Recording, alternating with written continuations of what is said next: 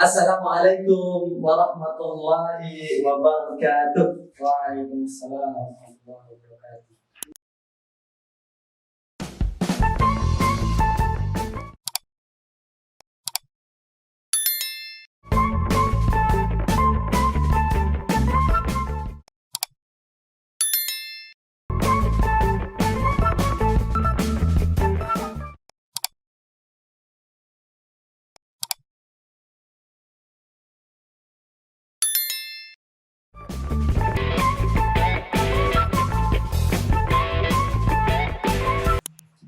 Oke, itu tadi Mawati teman-teman dimanapun Anda berada, itu sudah dijelaskan gambaran umum daripada makna konsep ibadah versi Muhammadiyah.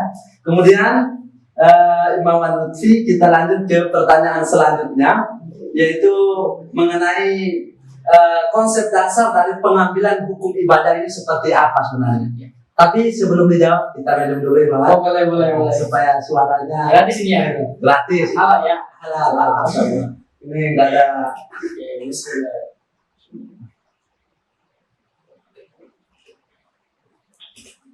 Oke, alhamdulillah. Oke, tafadhol Imam, langsung saja. Oke, Dijawab. baik. Saya lanjutkan ya, bahwa konsep ibadah di dalam Muhammadiyah itu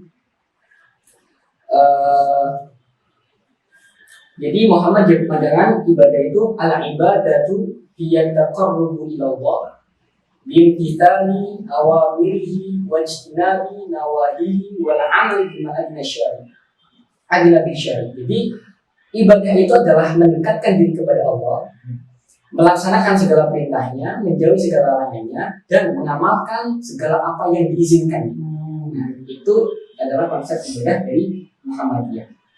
Wahya amatun wa khosoh. Ya, jadi Muhammadiyah pandangan bahwa ibadah itu dibagi menjadi dua, amah ya, dan khosoh. Apa ibadah yang ghairu mahdhur atau umum, amah itu. Kemudian juga khosoh, ibadah yang khusus atau ibadah mahdhur. Nah, fal amatu kullu amalin adinabi syari. Jadi ibadah yang umum ini dalam pandangan Muhammadiyah itu adalah ibadah yang sifatnya diamalkan sesuai dengan apa yang diizinkan oleh Allah Subhanahu wa taala. Jadi sifatnya itu dinamisasi atau ta'aqqul. Jadi setiap aktivitas manusia yang di situ bernilai ibadah dan juga tidak bertentangan dengan ajaran agama Islam itu bisa dinilai dengan ibadah. Makanya di dalam Muhammadiyah itu ada namanya ibadah dalam bidang sosial, ya. Ibadah di dalam bidang ekonomi, ibadah di dalam bidang politik, ibadah dalam bidang hukum. Itu adalah ibadah-ibadah umum yang sebenarnya ketentuan waktunya itu tidak ditentukan oleh Allah, tapi itu dilakukan jadi tidak ada keterkaitan waktu di dalamnya. Nah, makanya kalau kita mengenal itu ada jihad konstitusi, jihad media, jihad ekonomi. Nah, itu adalah bagian dari ibadah Muhammadiyah di dalam bidang ammah ya, dalam ibadah umum. Kemudian yang wal khosatu ma haddadahu syari' fiha juz'iyat wa hay'at wa kaifiyat mahsusah. Ya, bahwa ibadah yang khusus adalah ibadah yang telah ditetapkan oleh Allah Subhanahu wa taala, perinciannya, kemudian tingkah dan bahkan tata caranya itu sudah ada perintah dan juga petunjuk teknisnya. Ibarat kata sudah ada tornya dari Allah Subhanahu wa taala ya, dalam Al-Qur'an dan juga sunnah Nabi sallallahu alaihi wasallam. Nah, kalau ibadah yang umum tadi itu yang diizinkan oleh Allah akan menjadi pahala bagi orang yang melaksanakannya, maka pengambilan hukum daripada ibadah umum itu juga sama halnya dengan muamalah. Al-aslu fil muamalat al-ibahah ya. Jadi hukum asal dari muamalah itu adalah dibolehkan kecuali ada dalil-dalil yang mengharamkannya. Berbeda dengan ibadah mahdhur. Kalau ibadah mahdhur teman-teman itu hukum asalnya adalah haram. Al-aslu fil ibadah at-tahrim ya. Jadi asal daripada hukum ibadah itu haram kecuali ada dalil-dalil ataupun Al-Quran dan hadis yang membolehkan daripada pelaksanaan ibadah mahdhur itu sendiri. Ya. Jadi sangat jelas bagaimana hukum pengambilan daripada ibadah baik itu mahdoh maupun mahdoh. Ya, sedangkan kalau dalam Al-Quran kita dapat mencermati misalkan di dalam surat Al-Baqarah ayat 21 jelas di situ perintah dari ibadah ya ayyuhan nas wa'budu rabbakum alladzi khalaqakum walladzina min qablikum la'allakum tattaqun. Wahai manusia sekalian, bahwa Tuhanmu yang telah sembahlah Tuhanmu yang telah menciptakanmu sebelum kamu untuk apa? La'allakum tattaqun, untuk agar kamu sekalian bertakwa. Yaitu dalam surat Al-Baqarah ayat 21 atau dalam surat di dalam surat Al-Isra ayat 70, Qul inna sholati wa nusuki wa mahyaya wa mamati lillahi rabbil alamin. Katakanlah sungguhnya salatku, ya ibadahku, hidup dan matiku hanya untuk Allah Rabbul Alamin. Ya, itu adalah beberapa dalil yang bisa kita jadikan pedoman di dalam masalah ibadah. Oke. Itu oke, baik. Itu tadi teman-teman imawan imawati dimanapun Anda berada, ya kita bisa memahami dari pertanyaan yang kedua tadi tentang bagaimana pengambilan hukum atau konsep pengambilan hukum daripada ibadah itu sendiri. Sekarang kita masuk di dalam pertanyaan yang ketiga, imawan yang mungkin ini menjadi penasaran kita juga mengenai ibadah ini.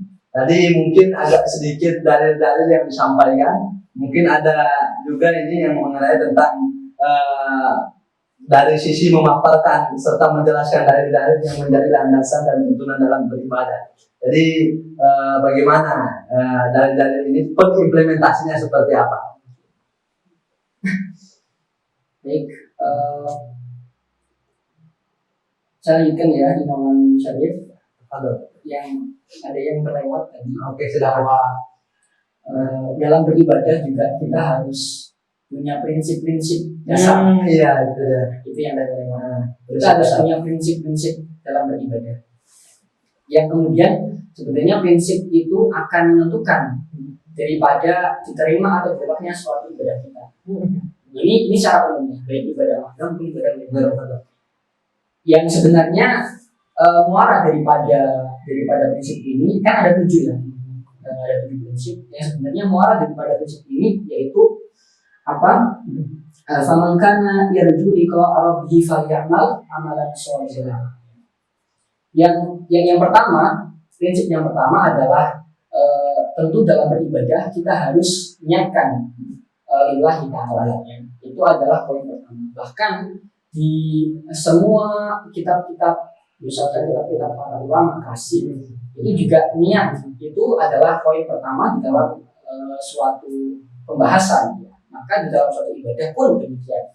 Niat lillahi ta'ala adalah poin utama dan juga kehidupan daripada suatu ibadah. Ya, misalkan hal itu juga termaktub misalkan dalam Al-Fatihah, surat Al-Fatihah. Iyyaka na'budu wa iyyaka nasta'in. Bahwa sesungguhnya hanya kepada Allah kami menyembah dan hanya kepada Allah kami minta pertolongan. Itu adalah konsep pertama. Kemudian yang kedua adalah ikhlas. Jadi setiap segala amal ibadah itu harus dalam pengerjaannya itu harus ikhlas. Jadi jangan ada kemudian rasa tidak ikhlas yang ada di dalam pengerjaan suatu ibadah itu. Ya, misalkan tadi yang telah disebutkan dalam Quran surat Al-An'am, ya dalam Quran surat Al-An'am ayat 162, Qul inna salati wa nusuki wa mahyaya wa mamati lillahi rabbil alamin. Kemudian yang ketiga adalah tidak menggunakan perantara. Ini khusus bagi ibadah mahdoh. Jadi ibadah mahdoh itu tidak ada wasilah di dalam suatu ibadah, karena ibadah itu merupakan perjanjian primordial antara hamba manusia dengan Allah Subhanahu wa Ta'ala. Kemudian yang keempat adalah tata caranya Caranya juga harus sesuai dengan tuntunan Rasulullah.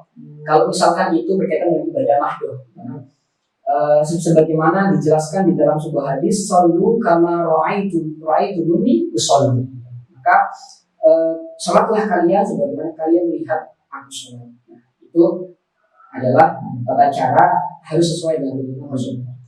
Kemudian yang kelima adalah harus seimbang antara dunia dan juga akhirat. Jadi tidak ada yang berat sebelah.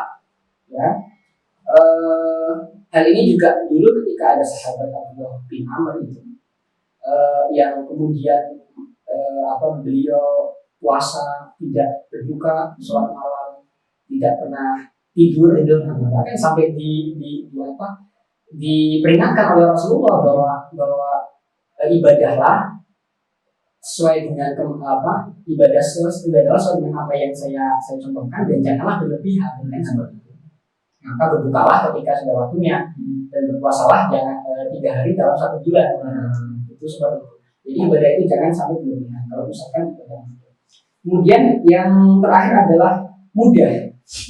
Bukan berarti kita meremehkan dan juga meringankan, bukan berarti kita mempersulit. Itu adalah konsep daripada ibadah.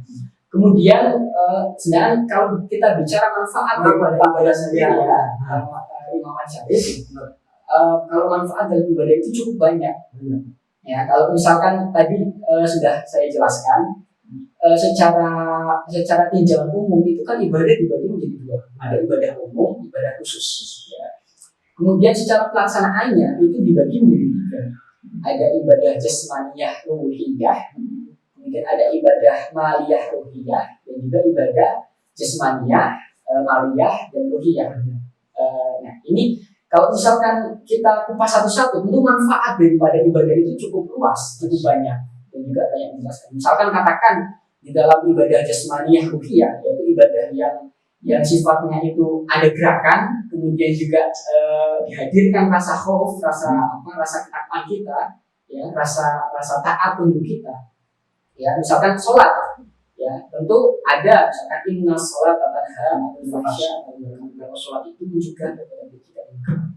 Atau misalkan di dalam masalah zakat atau infak atau sedekah, ya tentu dalam Al-Quran telah dijelaskan bahwa mathalul ladzina yunfiquna amwalahum fi sabilillahi kamathali habatin ambatat sab'a sanabila fi kulli sunnah mi'atu habbah, ya.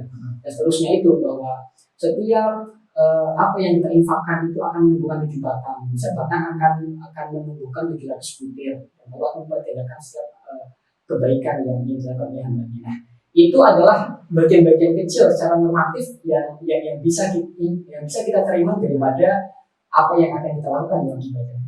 Adapun secara umum sebenarnya bahwa ibadah yang kita lakukan itu kan ada mahdoh, ada ghairu.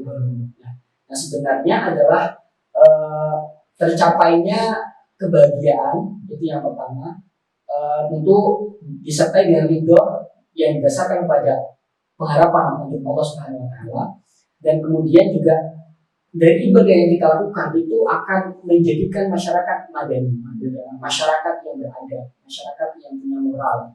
Ya, karena konsep makna ibadah sendiri itu taat, ta'ah, tunduk, ya. Artinya representasi daripada taat, tunduk itu kan adalah takwa. Nah, sedangkan takwa itu artinya apa? Terpelihara, terlindungi, terjaga. Artinya kalau misalkan ibadah itu kita lakukan dengan benar-benar dan juga sesuai dengan tuntunan, maka kita akan terpelihara dari segala bentuk kejahatan, kriminalitas yang baik yang ditumbuh yang baik bertumbuh dari dalam tubuh kita maupun dari kejahatan-kejahatan yang ada dari luar. Ini adalah beberapa aspek ketika kita mampu melaksanakan ibadah ini dengan baik dan benar. Dan tentu output dari itu semua adalah akan terciptanya masyarakat baldatun. Mungkin itu sedikit pemaparan dari saya berkaitan dengan itu. Semoga bisa manfaat dan menjadi pembelajaran bagi kita semua. Allahu a'lam bishawab. Oke, berarti manfaat dari ibadah ini tidak hanya ada pada diri sendiri, melainkan orang luas. Ada manfaat eksternal juga ya. Oke, alhamdulillah luar biasa penjelasan mengenai konsep ibadah dalam Muhammadiyah. Ya, semoga ini menjadi modal kita atau referensi kita bagi yang menyimak. Semoga dapat banyak ilmunya. Amin ya rabbal alamin. Kemudian terakhir, ya, sebelum penutupan biasanya Imawan ada closing statement. Jadi artinya bagaimana dari pemateri itu memberikan pencerahan atau sebatas nasihat baik buat kader-kader, kemudian buat pengurus MM itu sendiri. Tafadhol Imawan. Baik, apa closing statement ya? Ya, Closing statement ya. Mau apa gitu? Sedikit saja ya ini. Boleh. Bahwa jadikan teman-teman teman-teman yang lain ya, jadikan ibadah itu sebagai puncak ketundukan dan ketaatan yang di dalamnya disertai dengan unsur cinta. Karena kalau misalkan ketundukan dan ketaatan itu tanpa adanya unsur cinta, tentu itu akan sangat tidak tentu akan sangat kurang. Kayak semacam mungkin kayak misalkan ada semacam kurang di dalam hidup kita. Jadi itu jadikan ibadah sebagai puncak ketundukan dan ketaatan disertai dengan cinta. Ya, karena ibadah atau ketundukan ketaatan tanpa cinta tentu itu bukan ibadah yang sesungguhnya. Luar biasa ya. Jadi itulah prinsip daripada ibadah tadi, bagaimana kita lebih melaksanakan sesuatu itu penuh dengan cinta. Karena kita lahir dengan cinta, hidup pun dengan cinta, dan kemana-mana pun kita selalu dengan cinta. Ya, luar biasa sekali. Jadi kesimpulan yang bisa kita ambil daripada pemaparan tadi mengenai ibadah ini adalah, yang pertama, prinsip ibadah itu ya benar-benar lillahi ta'ala. Ya, benar-benar lillahi ta'ala tanpa ada sisi lain daripada beribadah itu. Kemudian yang kedua adalah ikhlas karena Allah juga. Kemudian yang ketiga adalah tadi perantara, tanpa perantara maksudnya. Kemudian yang selanjutnya adalah beribadah sesuai dengan ajaran Nabi. Kemudian seimbang, dan yang terakhir adalah mudah, begitu. Kemudian dari situ saya bisa sedikit mengambil kutipan dari hadis Nabi, ya, yang mana tentang ibadah juga. Hadis ini hadis populer, saya katakan begitu karena terdapat di dalam hadis Arba'in, hadis yang kedua. Di ujung hadisnya Imam Al-Bukhari kita sudah mengetahui hadis ini. Apa kata Nabi? Anta'budullahi ka'annaka fa'ilam takun tarahu fa'innahu yaraka. Jadi jika kamu beribadah kepada Allah Subhanahu wa taala seolah-olah Allah melihatmu, dan jika Allah tidak melihatmu, pastilah Allah akan hadirkan, istilahnya selalu hadir pada dirimu. Kurang lebih seperti itu Imawan. Ya, terima kasih. Terima kasih sudah memberikan pencerahan kepada kita semua, sudah memberikan inspirasi mengenai ibadah ini sesuai dengan Muhammadiyah. Harapan besarnya adalah kader-kader di MMFI bisa menyimak ini dan bisa mengimplementasinya di dalam kehidupan sehari-harinya. Apalagi kader MM tidak boleh lepas daripada ibadah ini. Dan jangan lupa kader MM itu harus punya dengan putusan tarjih Muhammadiyah. Itu dalam masalah ibadah. Itu luar biasa ya. Oke, saya ucapkan sekali lagi terima kasih Mawan sudah sempat dan hadir dalam podcast MMFI ini. Dari kami mengucapkan juga terima kasih kepada kameramen yang berada di belakang layar ini. Luar biasa ya, luar biasa. Mereka yang selalu support dari podcast MMFI ini. Jadi kami semangat untuk tindak lanjut di podcast ini. Oke, terima kasih. Kami ucapkan sekali lagi terima kasih, banyak terima kasih lah ya pokoknya. Dari kami mengucapkan alhamdulillahirabbil alamin. Billahi fisabilil haqq fastabiqul khairat.